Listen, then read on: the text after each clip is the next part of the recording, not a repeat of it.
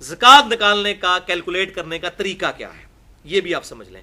اب جتنی ہم نے تھیوری ابھی تک 11 پوائنٹ سمجھے ہیں اس کی روشنی میں آپ کو نصاب بھی کلیئر ہو گیا, کتنی زکات دینی ہے یہ بھی کلیئر ہو گیا, کس کس چیز کے اوپر زکات دینی ہے یہ بھی کلیئر ہو گیا. اب آج کل کے دور کے اعتبار سے مینلی 3 طرح کی چیزیں ہیں جن کو آپ نے جمع کر کے اپنی زکات کیلکولیٹ کرنی ہے. یہ بڑا آسان طریقہ ہے. مجھے بڑے لوگ ای میلز کر رہے تھے بڑے عرصے سے زکات پہ کوئی لیکچر دیں, پھر وہ اپنا پورا حساب کتاب بیچتے ہیں کہ زکات کیلکولیٹ کریں جی, وہ 40 پہ تقسیم بھی نہیں بیچارے کر سکتے.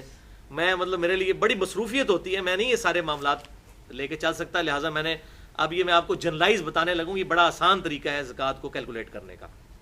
مینلی 3 طرح کی چیزیں. نمبر 1 سونا, چاہے وہ ٹکی کی فارم میں ہو یا ان زیورات کی فارم میں ہو جو آپ نے کنز بنا کر جوڑ کے رکھے ہوئے ہیں برے وقت کے لیے. نمبر 2 کرنسی, چاہے روپے کی شکل میں ہو, ڈالر کی شکل میں ہو, پاؤنڈ کی شکل میں, یورو کی شکل میں, ریال کی شکل میں, اس کا بھی ظاہر سونے والا ہی نصاب ہے. اور تیسری چیز ہے مال تجارت, دکان ہے, میڈیکل سٹور ہے, اس کے اندر آپ نے کوئی مال ڈالا ہوا ہے بیچنے کی نیت سے. اسی طریقے سے کمرشل پلاٹس ہیں بیچنے کے لیے رکھے ہوئے ہیں. ان تینوں کیٹیگریز کے مال کو آپ جمع کریں گے, اس ٹوٹل مال کے اوپر آپ زکات نکالیں گے اگر وہ تھریش ہولڈ پوائنٹ کو کراس کر جاتا ہے. تو ان کی اوریجنل مارکیٹ ویلیو نکالی جائے. مثلا اگر آپ کے پاس زیور ہے, یا کچھ سنیارے بھی بیٹھے ہوئے ہیں, گولڈ سمتھ بھی بیٹھے ہوئے ہیں, ان کے پاس آپ زیور لے کے جائیں, دیکھیں آپ کے ساتھ کیا کرتے ہیں. یہ 48,500 روپیہ تولا ہے نا, تو اب آپ ان کو کہیں گے میں نے بیچنا ہے, تو یہ آپ کہیں گے یہ 40,000 آپ کو ملے گا, باقی تو کاٹ ہے, یا 42,000 ملے گا. تو اس 40 یا 42,000 کے اوپر زکات ہوگی, 48,000 کے اوپر زکات نہیں ہوگی. 48,500 کے اوپر جو اس کو آپ بیچنے جائیں اس وقت جو آپ کو نیٹ مل رہا ہے, شریعت کسی پہ ظلم نہیں کرتی, جو اس وقت مال مل رہا ہے اس کی قیمت آپ لگوائیں کاٹ نکال کے. کیونکہ یہاں پر کاٹ اس لیے ڈالی جاتی ہے, وہ 24 کیرٹ سونا تو نہیں ہوتا, اس کو 22 کیرٹ کر دیتے ہیں, اور وہ جو اس کی مزدوری ہے اس میں ڈال کے تو وہ 24 کیرٹ کے پیسے چارج کر لیتے ہیں. یعنی کان کو ایسے کر کے پکڑتے ہیں. برا نہیں بنانا, نہیں سنے آ رہے ہو. اچھا, بہرحال تو اس کی آپ مارکیٹ ویلیو نکالیں گے. کمرشل پلاٹ کی بھی ویسے آگے پراپرٹی ڈیلر بڑا کان بھرتے ہیں, جی تو 1.5 کروڑ کا ہو گیا, 2 کروڑ کا بیچنے جائیں گے تو شاید 1.25 کروڑ کا بھی نہ بکے. تو اس کی بھی آپ قیمت فروخت لگوائیں گے جو کمرشل پلاٹ ہے.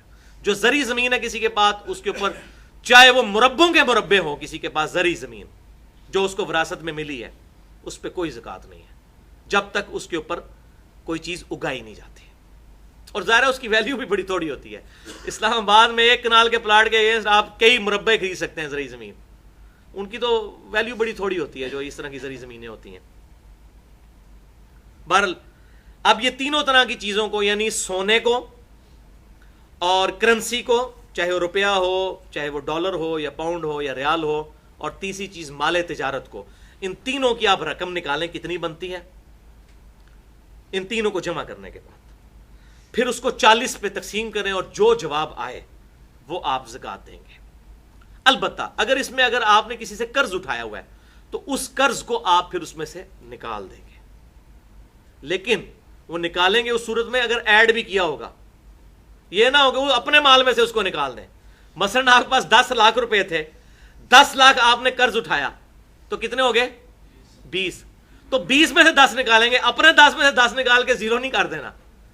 یہ نہیں ہے جناب چوپڑیاں نہ لے 2 ٹھیک ہے نا جی. تو وہ ٹوٹل مال میں سے ڈیٹ کو نکالیں گے, پھر آپ کی ایکویٹی آئے گی جو آپ کا راس المال ہے. اب میں ایک آپ کو ٹیسٹ کیس بتا دیتا ہوں تاکہ آپ کو سمجھ بھی آ جائے. ایک میں نے فرضی کیس بنایا کہ ایک بندے کے پاس 4 تولے سونا ہے. اب یہ خود تو تھریش ہولڈ پوائنٹ نصاب پہ نہیں پہنچتا, 7.5 تولے پہ تو نہیں پہنچتا نا, 4 تولے. 4 تولے کی آج 23 اگست 2014 کو پاکستان کے مطابق جو قیمت بنتی ہے 48,500 روپیہ تولہ کے تحت 1,94,000. لیکن اس کے پاس 30 لاکھ روپے کا کمرشل پلاٹ بھی ہے جو اس نے اپنی جمع پونجی رکھی ہوئی ہے بیچنے کی غرض سے, ذاتی مکان بنانے کے لیے نہیں. اگر مکان بنانے کے لیے تو وہ تو نہیں ہوگی, پھر اس پہ زکات نہیں. اس 30 لاکھ کو اس 1,94,000 میں جمع کریں, 31,94,000 بن گیا. پھر اس کی دکان میں 50 لاکھ کا مال بھی ڈلا ہوا ہے, تو اس 50 لاکھ کو بھی اس میں آپ ایڈ کریں گے. اب اس نے 10 لاکھ قرض بھی کہیں سے اٹھایا ہوا ہے, یعنی جو 50 لاکھ دکان کا مال ہے وہ 50 لاکھ سارا اس کا نہیں ہے, 40 اپنا ہے اور 10 کا قرض اٹھایا ہوا ہے.